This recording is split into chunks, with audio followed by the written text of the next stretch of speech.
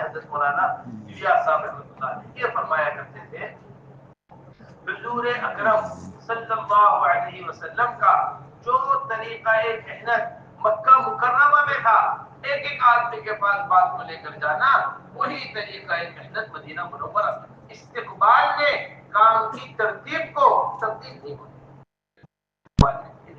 مکے میں جا کر اللہ اکرم تو دوسری کو دعوت دے رہے ہیں، مکے میں حضور اکرم صلی اللہ علیہ وسلم ایک آدمی کو جا کر دعوت دے رہے ہیں۔ حیات صحابہ میں حضرت نے بڑے مزے کا واقعہ نقل کیا ہے، بڑا عجیب و غریب عبرتناک واقعہ نقل کیا ہے۔ یہ کہ حضور اکرم صلی اللہ علیہ وسلم کی دعوت ایک مرتبہ دعوت دینے کے واسطے گئے، 3 کفار کھڑے ہوئے، اللہ کے رسول صلی اللہ علیہ وسلم نے ان کو دعوت دی، تینوں نے حضور اکرم صلی اللہ علیہ وسلم کی بات کا انکار کیا، بڑی سختی سے انکار کیا۔ ایک نے کہا کہ میرے فنا فنا دادا ہے دنیا سے رخصت ہو گئے، اگر وہ دوبارہ زندہ ہو کر آ جائیں اور آپ کے بات کے اوپر قبول کر لیں تو میں آپ کی بات کو قبول کر لوں گا۔ دوسرے نے کہا نعوذ باللہ ثم نعوذ باللہ، اگر آسمان سے اللہ جل جلالہ عما نوالہ تمام فرشتوں کے ساتھ اتر کر آ جائے پھر بھی میں آپ کی بات کو قبول نہیں کروں گا۔ تیسرے نے کہا آسمان پر سیڑھی لگ جائے اور آپ جا کر لکھوا کر لے کر آ جائیں پھر بھی میں آپ کی بات کو قبول کی بات اللہ کے رسول، یہ ہے اصل داعی کا مزاج جو بہت اہتمام سے آپ سے کہنا چاہتا ہوں۔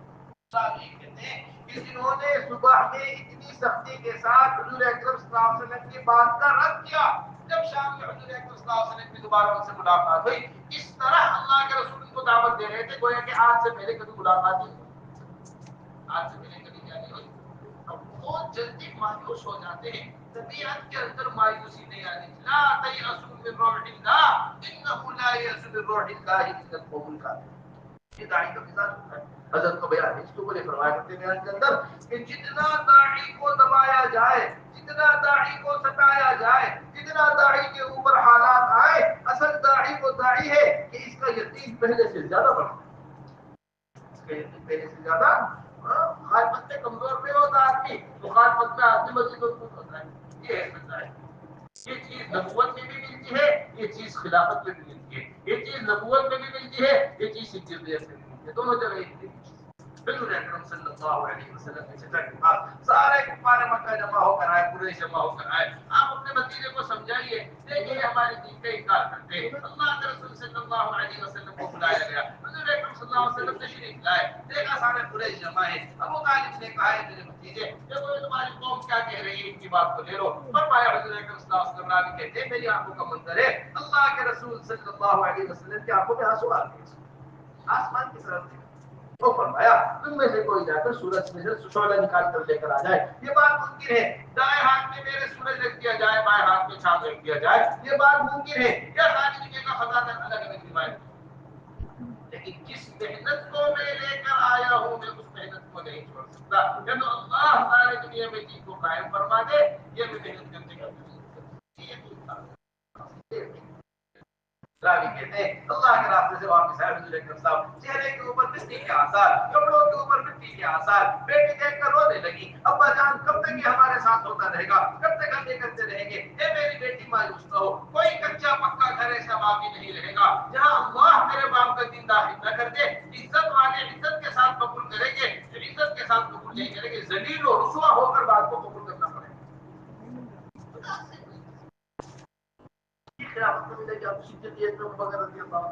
عمر ابن خطاب رضی اللہ تعالیٰ عنہ منع کر رہے، عثمان غنی رضی اللہ تعالیٰ عنہ منع کر رہے، انصار منع کر رہے، مہاجرین منع کر رہے۔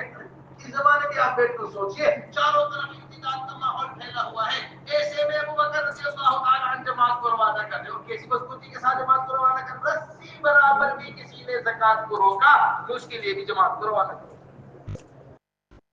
یہ عزم تھا ابو بکر رضی اللہ عنہ۔ اب راوی یہ کہتے اس کے بعد یہ نتیجہ نکل کر آیا، میں مدینہ منورہ میں داخل ہوا، ایک آدمی کا چہرہ چوم رہا ہے، بے قرار ہو کر بے چین ہو کر، میں نے پوچھا کون ہے یہ چہرہ چومنے والا؟ کہنے لگے عمر ابن خطاب رضی اللہ تعالیٰ عنہ چہرے کو چومنے والے۔ کس کا چہرہ چوم رہے ہیں؟ ابو بکر رضی اللہ تعالیٰ عنہ کا چہرہ چوم رہے اور چہرہ چوم کر کہہ رہے تم عمر اور آل عمر کی ساری نیکیاں لے لو، اپنی زندگی کی ایک رات اور ایک دن مجھے حیات الصحابہ حضرت نے وہ ایک رات جس رات آپ نے غار ثور میں حضور اکرم صلی اللہ علیہ وسلم کے ساتھ گزاری تھی راتوں میں سے، اور وہ ایک دن جس دن اللہ کے رسول دنیا سے رخصت ہوئے، اللہ نے آپ کے ذریعے امت کو سنبھالا۔ تو دل کے اوپر بات کر لیجیے سنو، اپنے آپ کو ڈالنا اس محنت کے اوپر ہے جس پر حضور اکرم صلی اللہ علیہ وسلم چھوڑ کر گئے تھے۔ یہ ہمارے کام کا مقصد ہے، یہ ہمارے کام کی بنیاد ہے، یہ ہمارے کام کی منزل ہے، یہ اچھی طرح سمجھ کر جائیے۔ جب آدمی سفر کو شروع کرتا ہے دو چیزوں کو بنیاد بناتا ہے۔ جب آدمی سفر کو جب آدمی سفر کو شروع کرتا ہے تو دو چیزوں کو بنیاد جب آدمی سفر کو شروع کرتا ہے تو دو چیزوں کو بنیاد بناتا ہے۔ کتنی چیزوں کو؟ دو چیزوں کو۔ ایک آدمی کا مقصد ہوتا ہے، ایک آدمی کی منزل ہوتی ہے۔ دیکھو بہت اچھی طرح بات کو سمجھ کر جانا، ایک آدمی کا کیا ہوتا ہے؟ مقصد ہوتا ہے، اور ایک آدمی کی کیا ہوتی ہے؟ منزل ہوتی ہے۔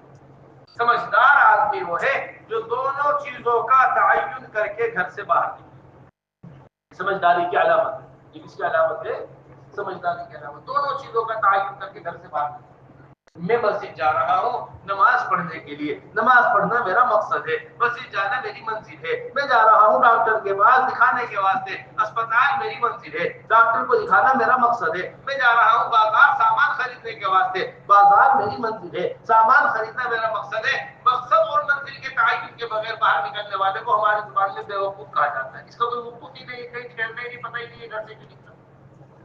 جتنی پوری دنیا کے اندر نقل و حرکت چل رہی ہے، جماعتیں چل رہی ہیں، اللہ کے راستے میں جماعتیں پھر رہی ہیں، ان کی ایک منزل ہے، ایک مقصد ہے مستقل طور پر۔ مقصد کیا ہے؟ حضرت فرمایا کرتے تھے ہمارا مقصد اور ہمارے کام کا اگر کوئی نام ہوتا، میں نے اس کام کا کوئی نام نہیں رکھا، ہمارے کام کا اگر کوئی نام ہوتا تو تحریک ایمان۔ حضرات صحابہ جیسا ایمان ہمارا بنے، یہ ہمارے اس کام کا بنیادی مقصد ہے۔ جب تک ہم اسے مقصد نہیں بنائیں گے نا، کہ پوچھتے رہے گا کہ چیلے کب تک لگانے، 4 مہینے کب تک لگانے، یہ خروج ہمیں کب تک کرنا ہے، گشت ہمیں کب تک کرنا ہے، ملاقاتیں ہمیں کب تک کرنی ہے، یہ ایمان کے حلقے ہمیں کب تک لگانے ہیں، کب تک ہمیں پھرنا ہے، کوئی کوٹا تو ہوگا اس کا۔ حضرت فرمایا کرتے تھے اس کام میں کوئی چبوترا نہیں ہے قربانیوں کا، اس کام میں تو قربانی کی سیڑھیاں۔ چبوترے پر جا کر آدمی رک جاتا ہے، سیڑھیوں پر آدمی چلتا چلا جاتا ہے۔ چبوترا ہوتا ہے نا، ان کا کوٹا پورا ہو گیا، 3 مرتبہ 4 ماہ لگ گئے، بیروز کا وقت لگ گیا، 2 ماہ نظام الدین لگ گئے، مستورات کا چندہ لگ گیا، اب ہم تبلیغی کوٹے سے فارغ ہو گئے۔ کوٹے سے کوئی فراغت نہیں۔ تابعی کہتے ہیں 30 سے زیادہ صحابہ سے میری ملاقات ہوئی ہے، میں نے دنیا سے جاتے ہوئے ان 30 میں سے ہر صحابی کو اپنے ایمان کے بارے میں فکر مند ہی پایا، اپنے ایمان کے بارے میں کیا پایا؟ یہ کرتے کرتے مرنا اور مرتے مرتے کرنا کام۔ نمبر دوسری چیز اور بنیادی وہ ہماری منزل، حضرات صحابہ رضی اللہ اجمعین والا وہ مبارک بستی۔ حضرات صحابہ رضی اللہ اجمعین فرمایا کرتے تھے باعتبار عبادت کے، باعتبار دعوت کے، جہاں حضور اکرم صلی اللہ علیہ وسلم امت کو چھوڑ کر گئے ہیں، دوبارہ امت اسی مقام پر آ جائے، وہ اس کام کی اصل منزل پر آ جائے۔ اصل کہاں جائے گی؟ اب اس کے لیے ہماری جماعتیں اللہ کے راستے میں نکل رہی ہیں۔ آپ حضرات نکل رہے ہیں اللہ کے راستے میں، سب سے پہلی چیز اس منزل کے حصول کے لیے، سب سے بنیادی مقصد اس منزل کے حصول کے لیے، سب سے بنیادی راستہ اس منزل کے حصول کے لیے، وہ اپنی مسجدوں کو مسجد نبوی کے طرز پر آباد کرنا، اپنی مسجدوں کو۔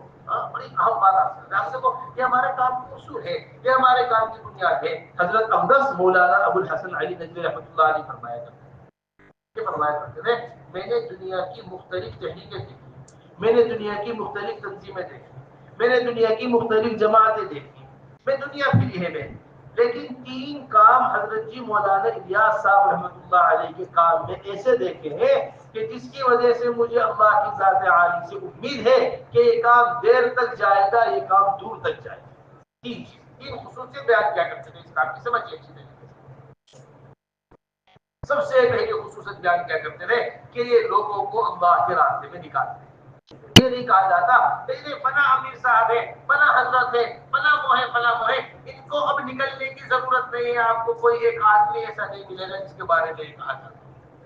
حضرات صحابہ رضی اللہ اجمعین کی طرح جس طرح وہ ایوب انصاری بڑھاپے میں پھر رہے، حضرت جبار رضی اللہ تعالیٰ بڑھاپے میں پھر رہے، عمر ابن جموح لگریبت کے ساتھ پھر رہے، حضرات صحابہ رضی اللہ اجمعین آخر عمر تک ان کے تقاضوں کے لیے پھرا کرتے تھے۔ وہ مزاج ہر آدمی سمجھنا چاہیے۔ نمبر دوسری چیز فرمایا کرتے تھے دنیا میں کہیں بھی یہ جماعتیں کے چلی جائے، چاہے وہ امریکہ ہو، چاہے وہ افریقہ ہو، چاہے وہ شہر ہو، چاہے وہ دیہات ہو، دنیا میں کہیں بھی یہ جماعتیں چلی جائے، سوائے اللہ کے گھر کے کسی گھر پہ یہ قیام نہیں کرتی۔ یہ نمبر دوسرے۔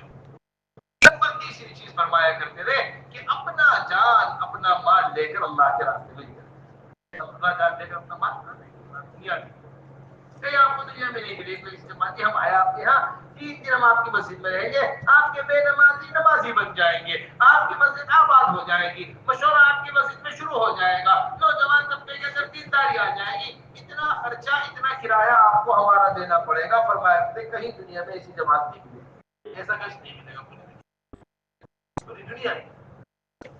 اپنے جان اپنے مال کے ساتھ بس میرے محترم دوستو، اس میں سب سے پہلی اہمیت کی چیز یہ ہے کہ ہمارے جانے کی مسجدوں کے اندر سب سے پہلا ہمارا قیام ہو۔ دیکھو یہ ایمان کے حلقے مسجدوں کے اندر قائم ہو۔ حضور اکرم صلی اللہ علیہ وسلم کی مسجد نبوی، حضور اکرم صلی اللہ علیہ وسلم نے سب سے پہلا جو عمل مدینہ منورہ آ کر کیا ہے وہ مسجد کو قائم کیا ہے۔ اپنے گھر بعد میں بنائے، اللہ کے گھر کے بنانے کی سب سے پہلے اب وہ ایوب انصاری کے گھر میں ٹھہرے ہوئے حضور اکرم صلی اللہ علیہ وسلم اور مسجد کی تعمیر ہو رہی ہے، مسجد کی تعمیر خود بتاؤ اٹھا کے اللہ کے رسول صلی اللہ علیہ وسلم تعمیر کرتے ہیں۔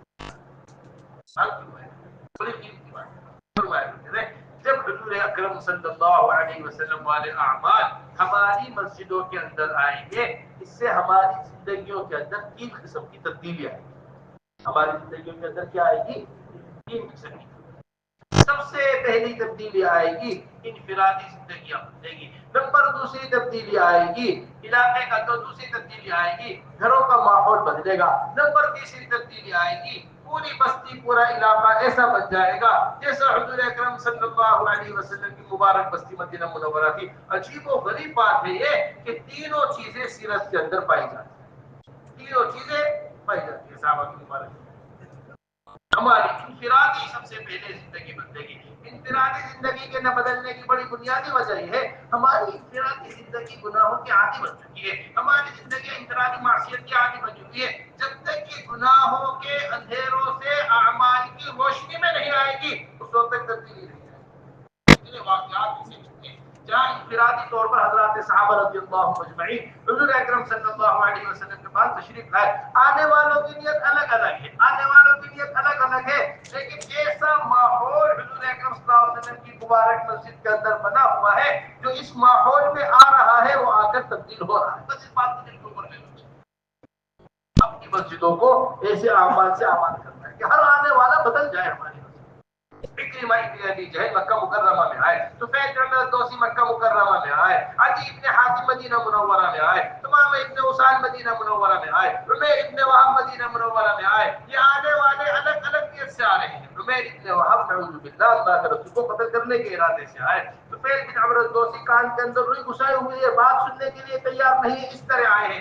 اکرمہ ابن ابی جہل مکہ مکرمہ کے فتح کے بعد حالات دیکھنے کے واسطے آئے ہیں۔ ثمامہ ابن اسال زبردستی کھینچ کر لائے گئے ہیں، آنے کے واسطے تیار نہیں تھے۔ واصلہ ابن اسحاق بات کو قبول کرنے کے ارادے سے آئے کہ ہر ایک کی نیت الگ آنے کی، لیکن اللہ کے رسول صلی اللہ علیہ وسلم ہر ایک کی طرف خود چل کر جاتے، ہر ایک کو خود لے کر بیٹھتے، ہر ایک کو خود لے کر سمجھا ہے، ایسا ماحول بنایا ہے کہ کچھ بھی نیت لے کر ہمارے پاس آ جاؤ، ہمارا ماحول ایسا ہے کہ اس ماحول میں تبدیل ہو جاؤ۔